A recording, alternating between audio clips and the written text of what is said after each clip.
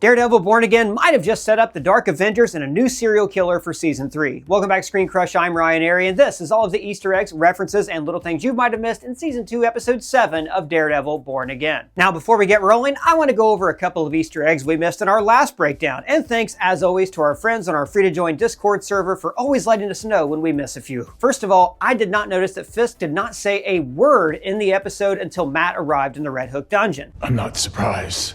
You're here, Murdoch. This is because he's so deep in his grief, and also because nobody's really worth his time or attention except for Matt, who he regards as an equal. There are also two references to some great comic art in the episode. The shadow looming over Wilson's face is referring to this art by Alex Maleev, while the flying knee kick is from Devil's Reign issue 1. Now, during their fight, Fisk also hurts his hand punching Brick, repeating the exact same mistake he made against Dex in the finale of the Netflix show. And here's another one we missed. We know from set leaks that Matt's speech projected onto City Hall was originally longer. If you read his lips here, he says, "Because this is our city and not his, and we are the city without fear." And this is acknowledging BB's City Without Fear broadcast. And of course, it's also a nod to Daredevil's nickname, the Man Without Fear. And let's go to the episode where we start with establishing shots around New York, beginning with Avengers Tower and the skyline. Now, we know from Avengers Doomsday trailer descriptions that the tower has been remodeled and now has different spires on top. But here, Avengers Tower has that classic structure that we already know. So this sets this season firmly before the events of Avengers Doomsday. And then we get shots of the protest aftermath, where the camera is tilted to show the world is now off its axis as we listen to conflicting news reports. Last night's attack on City Hall by criminal protesters attacked by task force. Now, this is showing how there are conflicting viewpoints in the media that also reflect our stark political divides, like in America today. The Born Again sign here is also crumbled, symbolizing how Fisk's control over the city is eroding, and we also see the remnant of an old Daredevil mask. Even the crime scene tape has come loose, showing a lack of law and order in the city, and the picture of Jesus has also been cracked, showing yet another institution that is eroding. And all of this, in different ways, mirrors the opening credits of the show that depict various institutions and characters falling apart, only to be reborn or born again. It's like poetry, so if they rhyme. Now, it turns out that all of this is just Matt listening to the city trying to hone in on Karen's location, like he did in this early panel of a Frank Miller story when he was tracking down Bullseye. Also, his suit has these shoulder accessories reminiscent of the armor on his gray suit in the Fall from Grace storyline in the 90s, when Matt's identity was first outed to the public. The song playing while Karen's being processed is It Ain't Easy by David Bowie,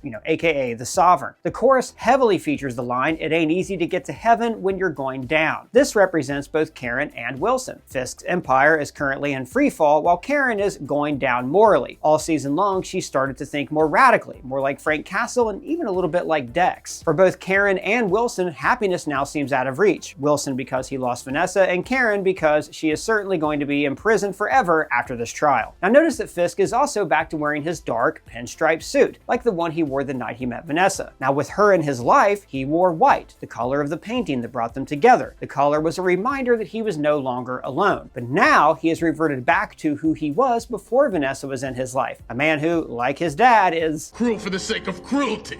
Then he notices that one of Vanessa's earrings are gone, and like we talked about last episode, the red stones set in silver seem to represent the red on Rabbit in a Snowstorm, but it also resembles the costume worn by Muse, which might be why Heather was attracted to it. Now, this season is going to see the end of the Mayor Fisk storyline, which personally I think is great, because I want to see Daredevil return to telling martial arts stories that are rooted in Japanese culture. In season 2 of the Netflix show, they explored his connection to the hand and the chase, and I would love to see this creative team tackle the story that could maybe even send Daredevil to Japan, a place that he visits in the comics. And maybe that's just me, because I've always dreamed of visiting Japan. Oh, look!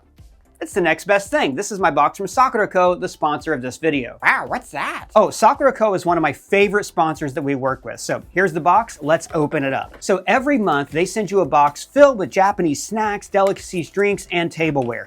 It is a rare chance for me to try food that I just can't find anywhere else. As you can see, it's filled with authentic Japanese snacks that are made from local makers. Now, I have no idea what any of this is, but the cool thing is every box comes with a piece of art and also this booklet, which describes each item and tells about the culture and history of every snack. It also includes allergen information, which is so helpful. Every month, Sakura Co. also has a different theme, and this month it's a celebration of Hiroshima. The tableware they sent me this month is this nice indigo plate from Bloom's Handpicked Ceramic. And now I'm gonna try this strawberry bomb kitchen cake. I genuinely Never eaten anything like this before in my life. It's like an angel food cake and a strawberry shortcake all in one. It's delicious. And we also have this month's traditional drink called kudzu yu. Now this is made by dissolving powdered kudzu root in hot water.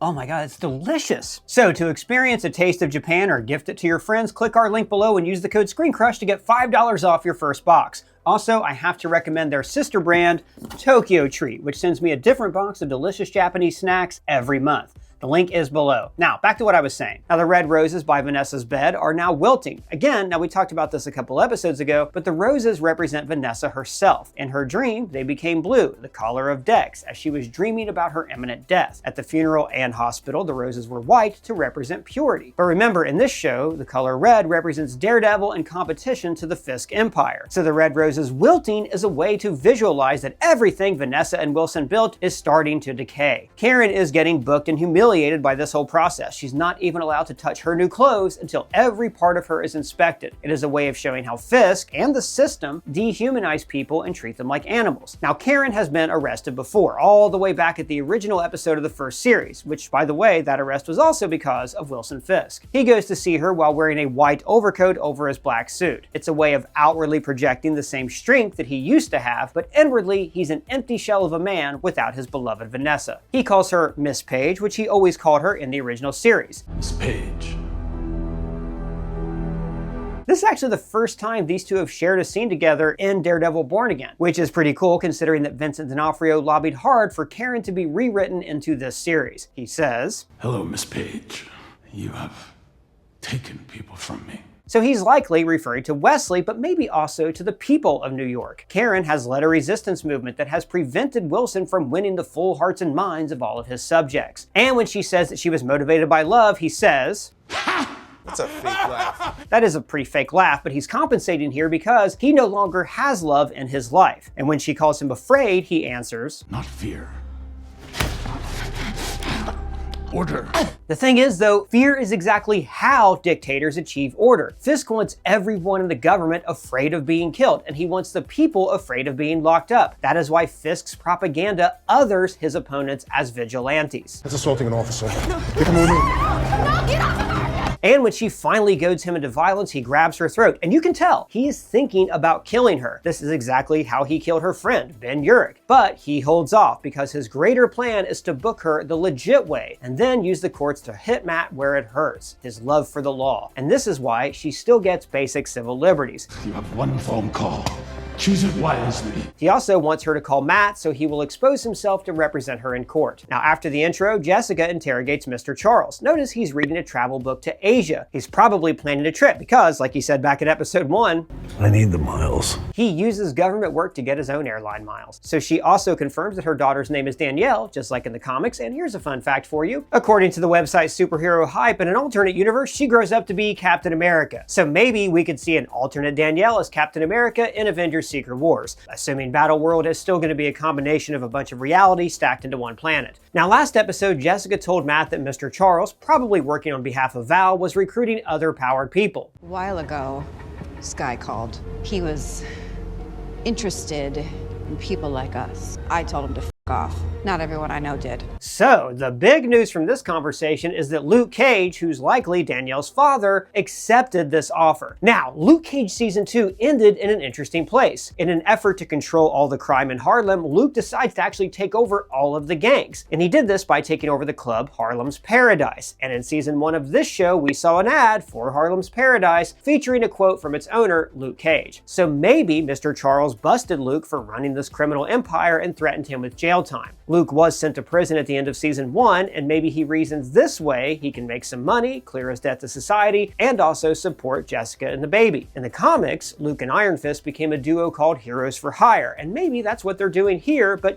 for the federal government. Charles also implies to her that the governor's life has been threatened. The way I see it, this goes all kinds of wrong for Governor McCaffrey. And we heard Buck basically say this to the lieutenant governor a few episodes ago, talking about how death was the only way they could remove Queen Elizabeth. Where I'm from, the lady gets to keep the crown right up until the big man upstairs comes along. Yeah?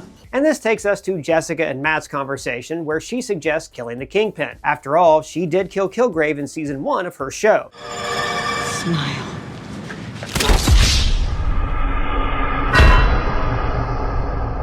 However, by the time season 3 of that show was airing, Jessica tried to stop her sister from killing because now she believed it was wrong to stain someone's innocence. So it seems like her morals are kind of a middle ground between Matt and Frank Castle. When Cherry shows up, he says, Hey, big fan of your work. and he doesn't mean her work as a hero, but as a private investigator, a job that he has been doing since he retired from the force. Jessica says, The city needs you. echoing what Cherry just said to her. Now, this was a central idea dating back to season 1 of the original show. Matt debated with characters like Claire Temple or Foggy about how the city needed a vigilante to protect people who were not protected by the law. Matt echoed the same idea when he was flirting with She-Hulk. Jen Walters can use the law to help people when society fails them. And She-Hulk can help people when the law fails them. Now, because Jessica leaves, Matt has nowhere else to turn, so he asks Bullseye for help. Notice that when Dex is uncuffed, he immediately starts doing his wrist exercises, which help him to increase his dexterity and accuracy, and he's basically telegraphing to Matt, I will kill again. Matt tells Dex that he hates him, just like in this seminal scene from the comics when Daredevil almost let Bullseye die on the train tracks. Now, in this scene, there's also an interesting parallel to show how Matt has been forced into a kind of legal purgatory with his enemies. See, Matt used to act as a vigilante to bring criminals to justice within the system, but now that the system itself has been corrupted, Matt has no way to prosecute his enemies. So there's parallel conversations here. Last week, the Kingpin said, Arrest me, you cannot. Kill me, you will not. and this week, Matt tells Dex, Part of me wants to kill you.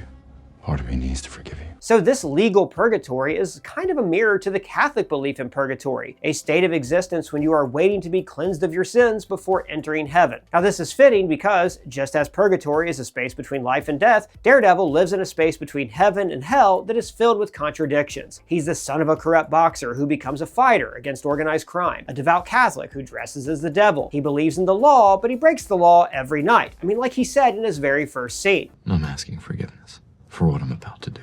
Then Matt mentions all the red in Dex's ledger. Foggy, Father Lantham, Ray Nadeem, all victims of Bullseye. And he tells him that this is a way to balance those scales, to do One good deed, right? Now there's an interesting moment here when Dex says, You know I can't make any promises, right? and Matt responds, Wouldn't believe you if you did. maybe Dex doesn't know that Matt can tell when he's lying. But I think it's more likely that Matt knows that even if Dex thinks he's telling the truth, he will always kill again. So you guys know how much we love Daredevil, so me and the team had a blast designing these custom Daredevil parody shirts for our merch store. There's the No Fear sketch variant, Matt Murdock's Really Good Lawyer business card, Let the Devil Out, A Rabbit in a Snowstorm, the Nelson and Murdock Law and Order tee, Doug as Daredevil, and the Fisk Will Fix It shirt or yard sign, a necessity for any yard. Plus now, shipping is free for orders over $100. And now, if you become a channel member at our $5 tier, you get 15% off the entire merch store, plus lots of other perks. It really does help us out, and thank you for your support. Now, back to what I was saying. In prison, Karen is visited by Royce Johnson as Brett Mahoney, now a full detective. In the original series, he was a sergeant in the NYPD who was childhood friends with Foggy. In season 1, Brett gave Foggy a tip that led to their first case and set them on the path to opposing Kingpin by defending Karen Page from Union Allied. Throughout the original show, Brett climbed the ranks as a police officer, having multiple run-ins with Daredevil, like when he arrested the Punisher in season 2 and when he helped Foggy meet with the DA in season 3. Here, he once again pays off a favor, bringing Karen out to meet with Daredevil so they can at least say they're sorry. Why would they say they're sorry? Well, remember, last time they saw each other, they had a big fight where Matt used his billy club on her. I can't let you do it, Karen. And when they realize that the Kingpin's plan is to use Karen as an example in court, Matt mentions crossing the line. We may have to cross lines to stop it. Just not the ones you think. The line that she thinks is killing Fisk, but instead, she looks up at his mask and realizes that he means coming out of the shadows and once again becoming Matt Murdock. Or maybe his endgame is to reveal his identity to the world. Now, a few episodes ago, Fisk talked out why he did not want to reveal Matt's identity to the world, because Matt Murdock saved the mayor's life, and this would just prove that Daredevil is really a hero. And this could be why Matt would expose his identity to the world at the end of this season. This is a magic bullet for proving Fisk wrong. And then we get this beautiful shot of their kiss against this white window with more red and gold on Daredevil's side of the frame. And this is symbolizing how Karen is now trapped in the Kingpin's gray, sterile world, which is far from that golden life that she used to share with Matt. This shot also mirrors Vanessa and Fisk at the beginning of the last episode. See, Matt and Karen perform an act of love in front of a serene backdrop, while Wilson committed an act of violence in a pristine hospital room. And then we go to Fisk's bright, cool-hued world as he meets with the most corrupt DA ever, the Hawk.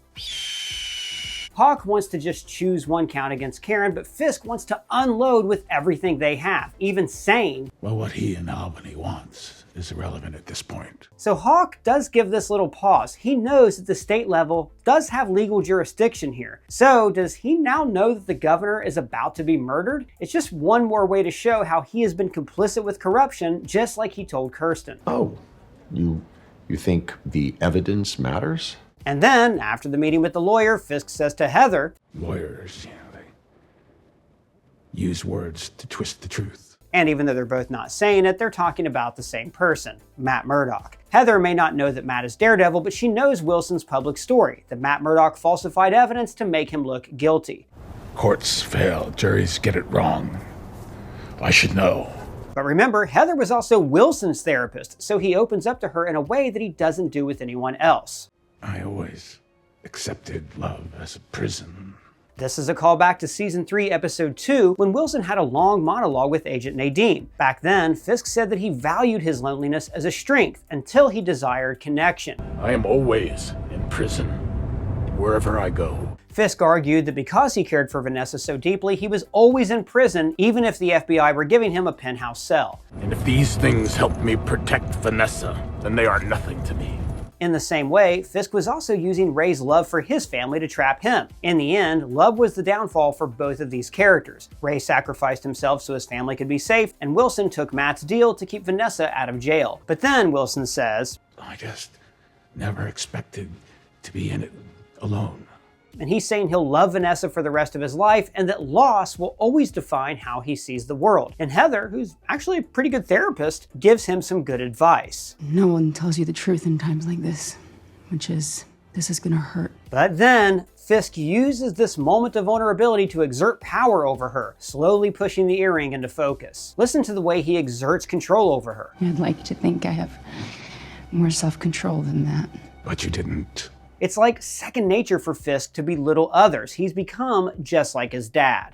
To remind myself that I'm not cruel for the sake of cruelty. Now this episode is filled with non-heroic people doing heroic things. Bullseye saves the governor, Jessica returns to Matt, but my favorite plot line is watching Daniel finally grow a spine and do what's right. Notice he's wearing a debate shirt from the school in Manhattan, which is fitting because he spends the episode having a moral debate with himself. BB tells him that Fisk killed her uncle, laying out the stakes. Her life is in danger. And I love that after he says they need a safe house, she says, What are you, Jason Bourne? You know, because in those movies, he always had a safe point where he stashed money and passports. So this is weaved in with Karen's trial, where Matt makes another sacrifice, exposing himself to Kingpin's forces in broad daylight. And this is what Fisk means when he says, that she's the wounded soldier, screaming in the field, drawing her comrades into the line of fire. This is a horrific war tactic where you leave the wounded alive so that their friends can try to save them, and it lures Matt out of his foxhole. Now, I didn't mention this in the Swordsman trial episode, but one of the judges is played by Deirdre Lovejoy, who played Rhonda Perlman on The Wire, and that show ends with her character becoming a judge. Now, of course, Kirsten is representing Karen, along with all the other cases from Fisk's Safer Streets law. And I like how they intercut the opening statements from prosecution and defense. It's a neat way to move the trial forward at a faster pace. So Kirsten lays out the two opposing views of vigilantism. One is that a vigilante is the last resort for a broken system, but the other view is that a vigilante is just enacting their own morality and not enforcing the rules of the state. The thing is,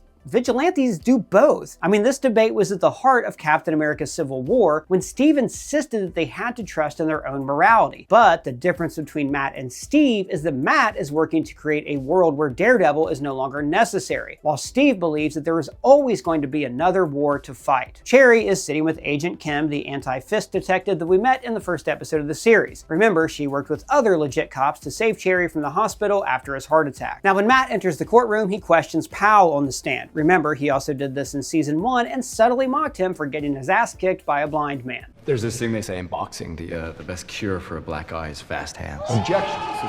And there's a mirror to this in this episode. When Powell describes the powers of the task force, he says that it's as serious as a heart attack. And then they cut to Cherry, because the task force beat him until he had a heart attack. In other words, Powell even has the power to beat up an old man until he dies. And then Kirsten questions North about the apartment fight last season, and points out that it's weird for the entire task force to converge on the apartment of a blind man. Then she publicly accuses him of killing the White Tiger. What else did Officer Powell tell you to do? Did he tell you to kill Hector Ayala? Because she has learned her lesson from the swordsman trial. She knows she's going to lose this case, but the real jury is public opinion against Fisk. That same jury is deliberating in the storyline with Daniel and Bibi. She has to persuade him to stop obeying the mayor. He starts by confessing his sins to her. I went upstate with Buck to the Catskills and we buried a body. And while this may seem like he's coming clean, it's truly the equivalent of this. It is too late for me, son. It's also expressing how much Daniel wants to let her go. This is his way of apologizing to her. But the line that finally gets him is this really the person you want to be? Last episode, we saw glimpses of who Daniel wanted to be from his childhood room. He surrounded himself with motivational posters, images of gangsters, and photos of his dad. And like his mom said, your father would be so proud of you. He wants to be someone that his dad would be proud of. So he stops trying to get the approval of his replacement father figure, Mayor Fisk. So Daniel lets her go, essentially trading his life for hers. This is also an emulation of Christ, essentially that he is giving his life for her sins of speaking out against the mayor. But this also brings Bibi's arc full circle. She became a journalist because of her uncle Ben, and he gave his life to make sure that Fisk did not go after Karen. Daniel's last line to Bibi, just make it count, means that the rest of her life is a gift. Now, as court is adjourned and the defense gets ready to leave, we get this shot of Kingpin in his room. Look how small he is here, taking up less than a third of the frame. Fisk is frequently shot from below to make him feel like a powerful presence. This episode is showing us that his power is slowly diminishing. Also notice how his reflection in the mirror represents how he is fully not present anymore. In episode 4, before Vanessa was hurt, she looked into the same mirror with him. But now, he's facing away because he's forced to live alone. Now I almost feel bad. Well, not that bad. The bust in the back here is also tinted blue, referencing Bullseye and specifically how Bullseye hit Vanessa's head. Then his agents attack Matt and the clean cops in the garage. Notice the aspect ratio shift as Matt hears them coming. Everyone gets to safety, but Matt takes a bullet to the leg. Then he's able to accidentally throw his cane into the windshield, locking the steering wheel in place. At the governor's mansion, she signs paperwork to end the Freeport at Red Hook, which will essentially stop Kingpin's reign over the city. But the camera then pulls back and diminishes her in the frame into the lower third while she blurs out of focus and her voice dims. It's a visual message that her time is up. So it's no surprise later when the assassin strangles her. But notice that before Dex saves her, we get a shot from outside the door, like he is peering into the room. The assassin is hit with 2 knives, but the shaking chandelier implies that Dex banked the second knife off the chandelier. And I also checked the credits, and the assassin was played by a really fun Marvel cameo. This is your mom. You can't keep getting away with it! And after the save, Dex gives a little salute, like Superman. In fact, Superman is confirmed to be a fictional character in the MCU. That's Superman! That's Superman! So maybe this is Dex actually trying to emulate Superman from the movie that he saw in the Marvel Cinematic Universe. So now that Dex has nothing to atone for, I'm kind of scared for what happens next. Personally, I hope he becomes an assassin for hire, or, like we'll talk about later, he could become an Avenger. Now, as I said earlier, this episode is about morally gray characters doing the right thing and resisting the title of this episode, which is called The Hateful Darkness. Heather is the exception to this. After she was attacked by Muse last season, she has felt the pull of that darkness. She has sought safety from the trauma by casting herself as a victim while blaming others. I was on the other end of that vigilante violence. You weren't. She now finds comfort in masks and by reliving her trauma by choking Buck to gain control over her fear. And this moment with Karen, I think, is her defining moment. It's when she decides, as Bibi put it to Daniel, who she wants to be. She starts off trying to give Karen the outdated Minnesota multiphasic personality inventory test that she gave Jacques Duquesne, but Karen sees right through it. The Minnesota multiphasic personality inventory is out of date. I can game it. Heather knows that this test is a sham, but she still starts the session by going through the motions, like she is wearing a mask. But Karen knows how to see right through a mask and acknowledges that they both dated a complicated man. I fall asleep in bed next to him, totally unsure of who he is. And then she taunts her with, "It's also totally hot." Heather was always intrigued by masks. Remember, she was writing a book on masked vigilantes, but after Muse attacked her, she became fixated on the Muse mask in order to gain control of her fear and trauma. And in this scene, Heather turns off the recorder, and you can tell she is relieved to finally be able to remove her own mask. Now she can show us her true self, a cold and spiteful woman who knows that she is falling and just wants to fall faster. Heather starts to insert herself into Karen's story. After a lifetime of, being used as a puppet by all these men. She brings up that Karen killed James Wesley and accuses her of killing her brother Kevin, who died in a car accident that resulted from Karen driving drunk, as we saw in season 3. But Karen's brother and Frank Castle are not evil men that tried to take advantage of her. Instead, this is an example of Heather projecting her own trauma onto Karen. Fisk and Hochberg are taking advantage of her, as they confirm with this exchange. Professionals call that transference. Yeah, well, I call it the truth. And then Karen confronts Heather with an unpleasant truth about her good friend, Vanessa. She had my friend Foggy killed. Did you know that? Is that in those files? This is when Muse appears in her peripheral vision. Now, in past episodes, this is when the world would have started to tilt, to show Heather feeling helpless. But now, she fights back and projects that violence and fear outwards. The irony here is that Heather's true self that she hides under her own mask is actually more violent and dangerous than the vigilantes that she's trying to prosecute. And to drive this point home, we missed a cool Easter egg last week where when Heather chokes Buck, she cries in the same stream that Muse painted in his tear lines. This is actually fueling speculation that she could become a full-on villain next season, taking on the mantle of Muse, just like how Morgan Whittier was inspired by the original killer in the comics. So we go from one good person being corrupted to a corrupt man doing a good thing. Daniel tells Buck the truth. I don't know where she is. Notice that they are framed against this window with the bluish cool tint that symbolizes Wilson Fisk's empire. Now, they are first seen in silhouettes, a way to say that they are simply telling the truth now, no more games. And when Buck pulls the gun, Daniel says, "This isn't Helmet, Buck." And this is referring to the location of the British Secret Forces where Buck was trained. So Daniel's telling him, look, you don't have to follow every order. You are a free man. But unfortunately, we know from Buck's speech and flashback in episode 5 that for him, everything is about loyalty. Now notice how, while that blue light of Fisk dominates the scene, there is a bit of yellow from this bulb representing Daniel. Light bulbs represent new ideas and enlightenment, and the yellow lighting also showed Matt and Dex the way forward when they ran from the task force 2 episodes ago. Daniel's final moments are interrupted with Matt returning to church for the first time in years to actually pray. He prays to St. Jude, the disciple of Jesus who's known as the patron saint of lost causes. Matt says, I am so helpless and alone. As we cut to each character feeling helpless and alone. Karen is in the position that Fisk was in back in season 1 of the original show. She stares at the ceiling while Fisk stared at the wall to emulate looking at Rabbit in a snowstorm, which, remember, It makes me feel alone. Fisk looks off camera and cries alone in his room. I think it's actually the first time we've ever seen him cry from sadness instead of from rage. Strong men also cry. And man, this scene. No. It's just heartbreaking. We don't even have to see Daniel here to feel the tremor and fear in his voice. And then he asks, How long till you're on the floor with a gun pointed at your head? See, Buck knows that Daniel was incredibly loyal to Fisk, so if someone like him could end up with a death mark, how long until Buck is next? See, Buck values loyalty above all else, but will Wilson be loyal to him? We've already seen that he doesn't enjoy killing people who showed loyalty.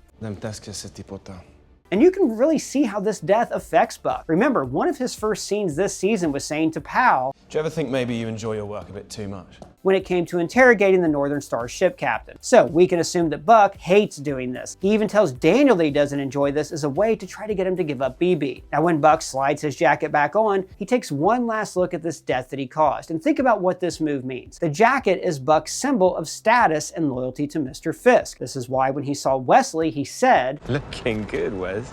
No, you come up in the world, haven't you? However, now, after killing someone he truly didn't want to kill, the jacket is a reminder. It makes him look over his shoulder. It's painful to him. So guys, one more episode till we see how all of this ends. This episode had several teases for future seasons of the show and also for the wider MCU. I personally think it's unlikely that characters from the show are going to cross over into the movies. That hasn't worked out so well for the box office for movies like the Marvels and the Thunderbolts. However, I do think that 1 or 2 characters could appear as supporting characters in other films. For instance, I think it would be fun if we got to see a government-sponsored Black Ops team of Secret Avengers or Dark Avengers. Take villains like Bullseye and put them under the command of Mr. Charles. Or even better, Mike Coulter's Luke Cage could lead this team of villains. After all, he tried to run a criminal empire with Harlem's Paradise. Maybe the government arrested him but said, okay, big man, go run a Black Ops team of murderers for us. Big shout out to my co-writer Ethan Ing. You can find his social links and mine below. So what do you guys think about this? Let us know in our free to join Discord server or down in the comments below. And if it's your first time here, please subscribe, smash that bell for alerts. For ScreenCrush, I'm Ryan Airy.